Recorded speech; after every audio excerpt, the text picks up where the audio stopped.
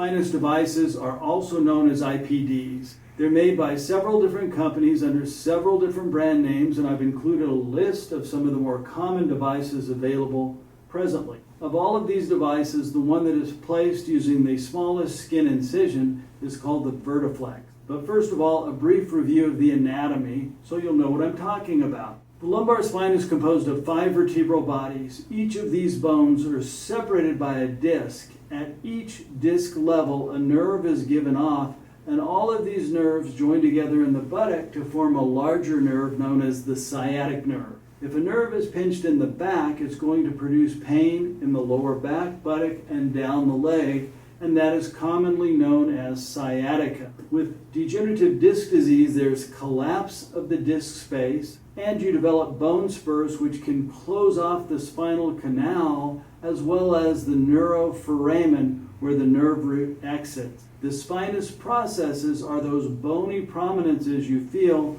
on the back of your lumbar spine when you rub up and down the back. What is an InterSpinous device? These devices are classified as posterior dynamic stabilization systems, devices that are implanted within the lumbar spine without the intention of fusing the spine. The device is an internal brace or wedge that is placed between the spinous process. InterSpinous device systems are composed of a handle that's used to hold the device and is also used to insert the device between the spinous processes. These various systems have a method of separating the spinous process. Separating the spinous processes opens the neuroforamen where the nerve root exits, and it also opens the spinal canal, alleviating spinal stenosis. The handle is removed and the InterSpinous device stays in place. What do you need to know about these devices? Typically, they are used for mild to moderate lumbar spinal stenosis. They don't work in osteoporotic bone because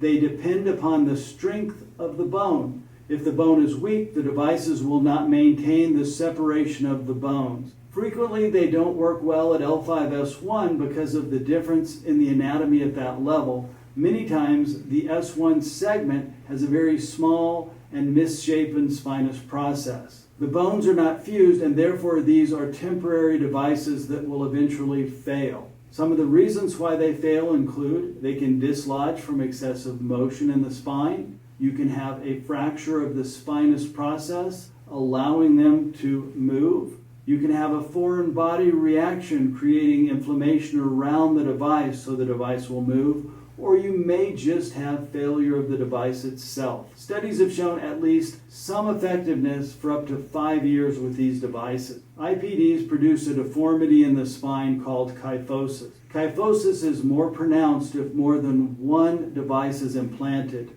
Most surgical procedures are designed to restore normal anatomy and alleviate a deformity. Normally, there's a nice lordotic curve in the lumbar spine. Kyphosis places stress on the adjacent levels and speeds up the breakdown of the adjacent levels. Also, the number one factor associated with dissatisfaction with most spinal procedures is kyphosis. In other words, if somebody is dissatisfied following a lumbar fusion, the number one reason is kyphosis. Studies have shown that a laminectomy is more cost-effective than an IPD for the treatment of lumbar spinal stenosis. The IPD improves the quality of life, but less than the improvement seen with a laminectomy. The need for a second spinal surgery is many times higher with an IPD than a traditional laminectomy. So who is a candidate for an InterSpinous device? Individuals who are too sick or too old to withstand other surgeries, such as a laminectomy. If you are too old or too sick to withstand a laminectomy, you may be able to tolerate the placement of an IPD. There is no justification for the regular use of an IPD as an alternative to a laminectomy. IPDs show an extremely high rate of failure with a spondylolisthesis. I do not recommend an IPD for the treatment of spinal stenosis from a spondylolisthesis. I hope you found this informative. If you have any other questions, please don't hesitate to write me at drsmith@elpasospinecenter.com. But the most important thing is remember to give us a thumbs up and subscribe. Tell your friends and neighbors to watch. Share the video. Thank you.